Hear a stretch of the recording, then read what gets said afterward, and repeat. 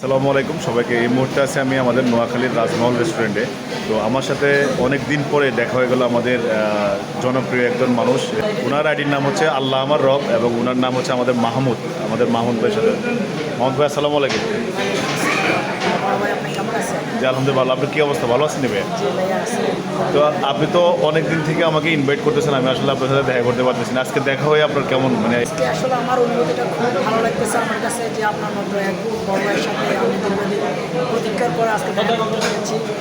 এই আনন্দে আমি অত্যন্ত আনন্দিত এবং আমার কাছে অনেক ভালো লাগতেছে। আচ্ছা, আমাদের আব্দুর রহমান ফরিদি ভাইকে কোনো মেসেজ দিতে চান কিনা আপনি এর মাধ্যমে?